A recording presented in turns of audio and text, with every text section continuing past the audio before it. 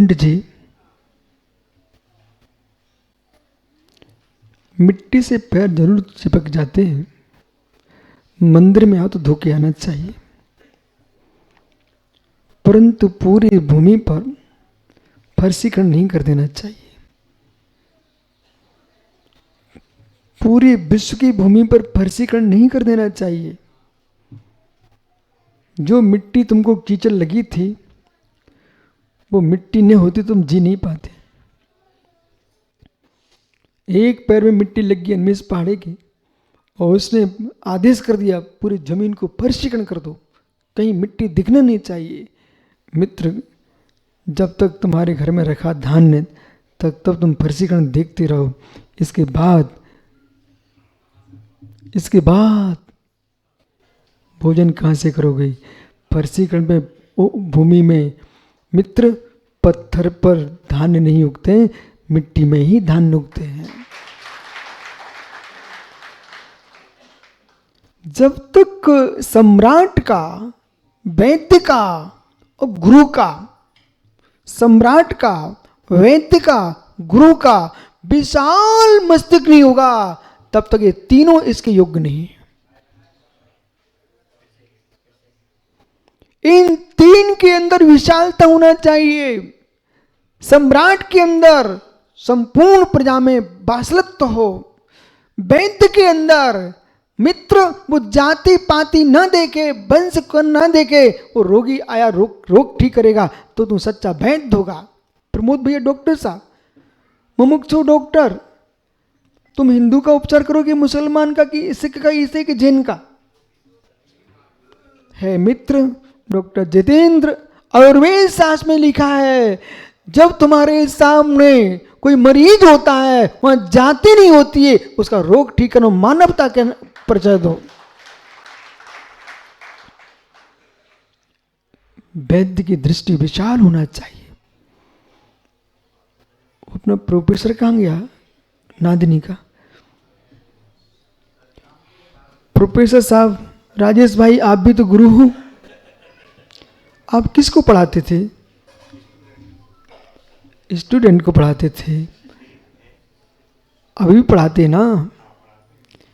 आप जैन कॉलेज के प्राचार्य हो। है मित्र, प्रश्न ये है, आप जैन को पढ़ाते हो, हिंदू को, मुसलमान को, सिख को, ईसाई को, किसको पढ़ाते हो? मित्र, सच्चा अध्यापक वही है जो छात्रों को पढ़ाता है। उसी कक्षा में आने पर जाति समाप्त हो जाती है। सच्चा गुरु वो होता है जिसके बाद पंत नहीं होते, संत नहीं होते, मात्र मुमुक्षु जीव होता है।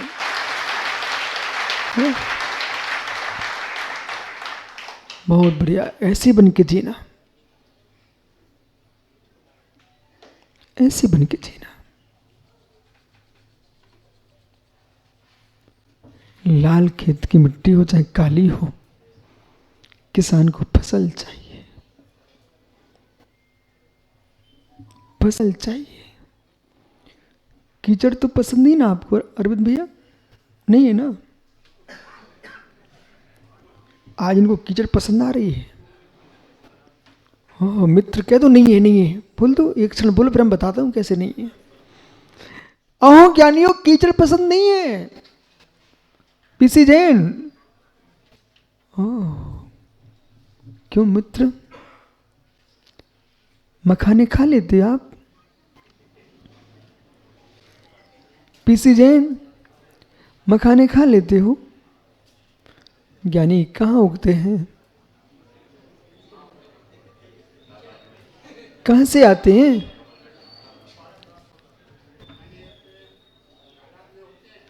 उसमें तो कीचड़ होता है। वो अरविंद को कीचड़ पसंद नहीं है। ओ ज्ञानी, कीचड़ को भी स्वीकार कर, कीचड़ को भी स्वीकार कर। मखाने के लिए कमल चाहिए, कमल गट्टे तब मखाने बनेगा, और कमल कीचड़ में उगता है। वो आपका नाम ही अरविंद है। ओ हो, इनका नाम अरविंद है। अरविंद मतलब कमल। कीचड़ तो भोले को भी पसंद नहीं है शायद। ओहो, कीचड़ पसंद नहीं है। चावल खा लेते हो? चावल चावल चावल का त्याग अभी कर दिया है, जब शरीर ने स्वीकार नहीं किया तब किया। शरीर ने स्वीकार न किया तब किया, मन स्वीकार न करता तो जानता हूं। बालक देख, कीचड़ पसंद नहीं है ना। गन्ने के खेत में, चावल के खेत में सर्वाधिक पानी पानी लगता है, कीचड़ ही रहती है उसमें। किसान जिनेश्वर दास भाई, सलेहा आपके यहां भी चावल होता है धान खेतों में, सूखे में होता है? वीर बोला तो ये सूखी भूमि में चावल होता है कि गीली में? इनको सबको समझाओ, खास करे भोला भैया को समझाना, इनको समझने की बहुत जरूरत है बेटा। इनको समझाओ भैया कितने सूखे में बैठ लो, पर खाना तभी मिलेगा जब गीला होगा। क्यों बोला भैया? मित्र ये तो बताओ, तुम दोनों मिलकर के, सूखे आटे से रोटी बनती है गीले से? समझाओ उस भाई को।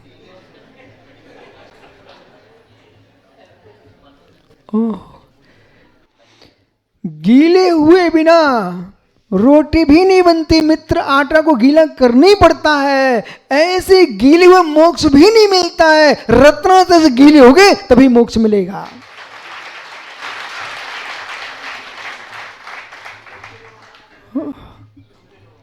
ज्ञानी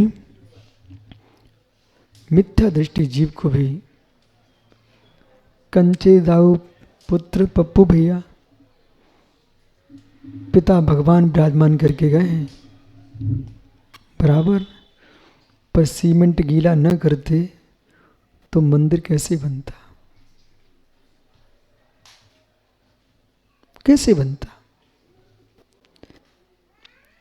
ऐसा लगता कि जो एकदम खींचते ना, उन्हें तत्वसूत का अध्ययन नहीं है। पाड़े जी ऐसे मुस्कुराते रहना। जो देव सा गुरु के चरणों में मुस्कुराता ना, उसका 100% श्रेष्ठ समाधि मरण होता है। 100% समाधि मरण होता है।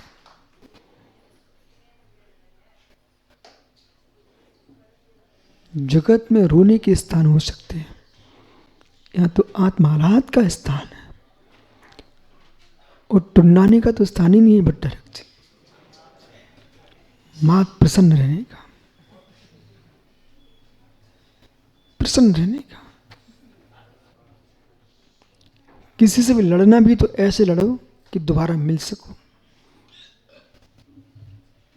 किसी लड़ना भी तो ऐसे लड़ो कि कोई प्रसंग होना चाहिए। बिना प्रसंग के लड़ोगे मित्र मिल नहीं पाओगे।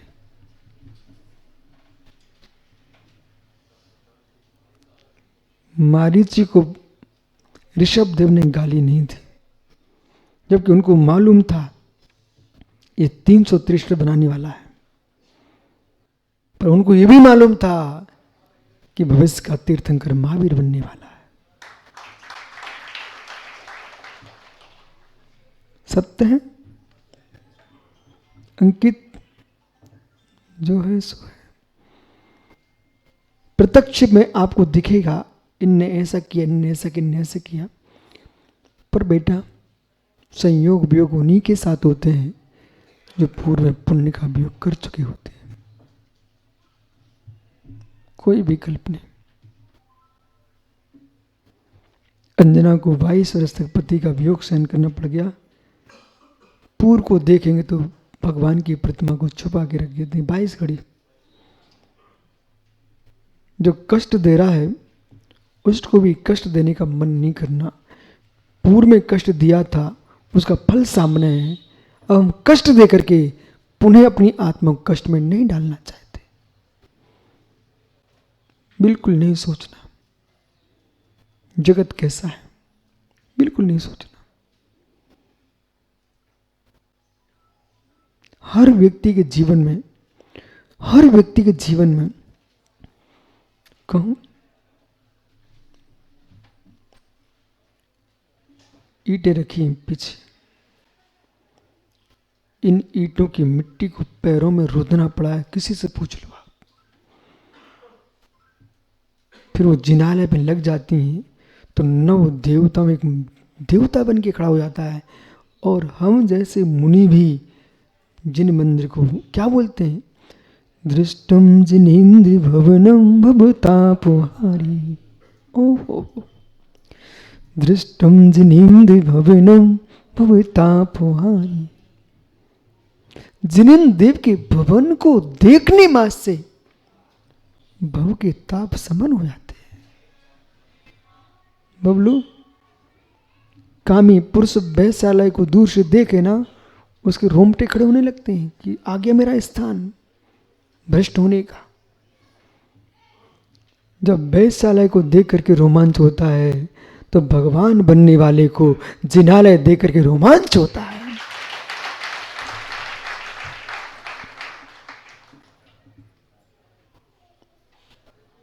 प्रवचन जी के करना चाहिए, प्रबंध जी के करना चाहिए। अरविंद भैया कहने का विषय नहीं है। जैसे हमने राम का जीवन देखा और राम का जीवन देख करके पद्म पुराण पढ़ा, और आप लोग तो एक दो बार पद्म पुराण पढ़ के सोचते बस हमने पढ़ लिया। जब तक छात्र रहा प्रत्येक गर्मी में छुट्टियों में 8 दिन में पद्म पुराण पूरा करता था। और पंडित रतनलाल जी इंदौर ऐसा विद्वान है, सारे ग्रंथ आंख बंद करते हैं, आप क्या सुनना चाहते हो सब ग्रंथ सुना देंगे आपको।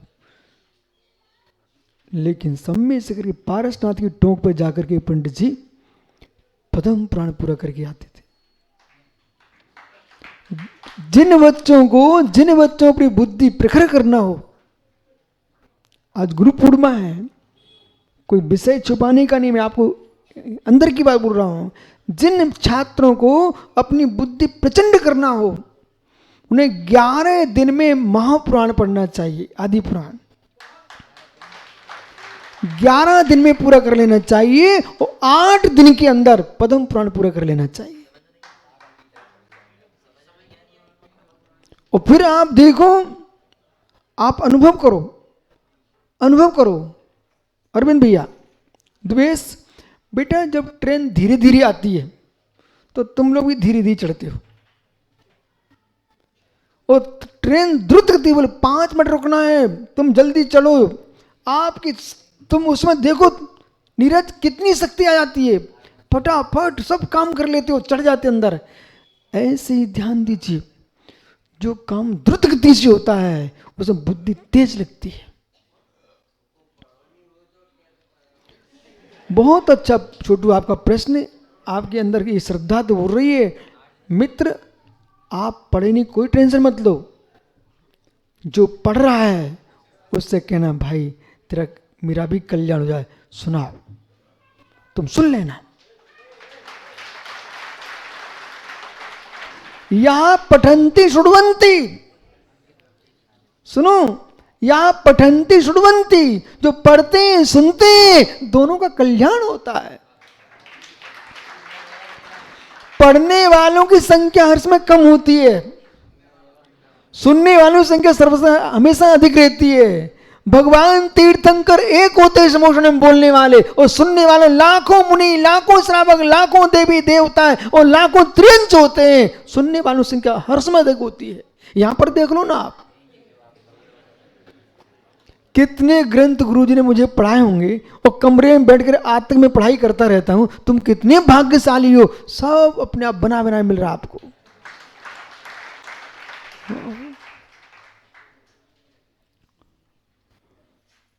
या सुनोते या पठंती, जो सुनते हैं पढ़ते हैं।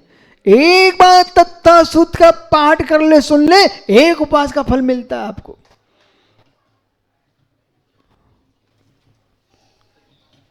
ओह, लेकिन प्रायश्चित के उपवास करना ही पड़ेंगे। ये कलयुग के लोग हैं, उनको स्पष्ट करना पड़ता है, धीरे से आवाज आने लगती है। फिर उपास तो हमारे पूरे समाप्त होंगे बेटा, चिंता में और उपास मिलने वाले हैं। ओह, आइए, मिट्टी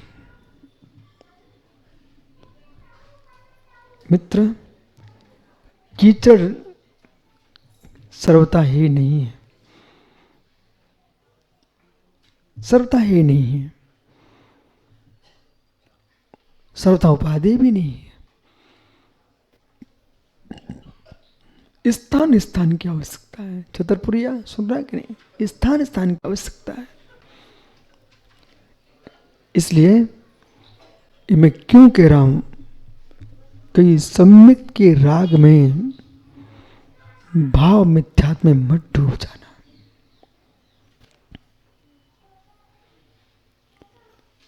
हे मित्र, साधक चाहे दक्षिण भारत का हो, साधक चाहे उत्तर भारत का हो, क्यों हस्तिनापुर में भगवान ऋषभदेव की प्रथम पारणा हुई।